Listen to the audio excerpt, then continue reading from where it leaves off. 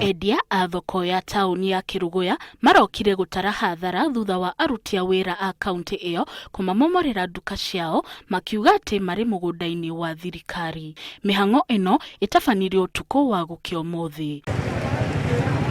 Onjoria aya ni mamenereire thirikari ya kaunti makiuga matiraheirwo notithi ona gutuika amwe ao ni metikirite ati ni makoretwo makiurio mehere mikira-ini ya barabara.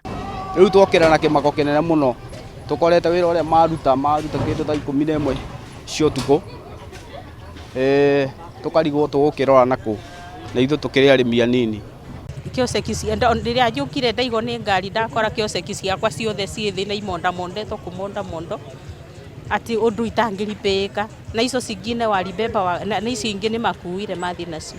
Kibanda kimemomolewa na makaa yamekanyagwa na trakta. Tunaambiwa tutoke ni kwa barabara.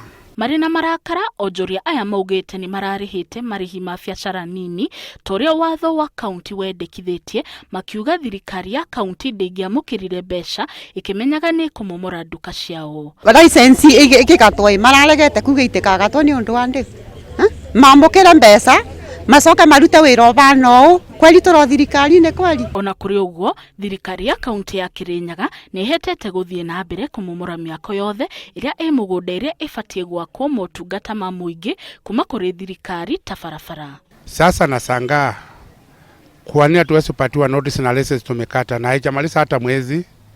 Hiyo ndio kitu kimenisangaisha. Riu onjoria aya marageria kurogota tu o kiria kingioneka magethe gwa kwamba hema ya onjoria o ringi. Handu-ini ha Inoro TV njitagwo Wanjiru wa Wanjeri.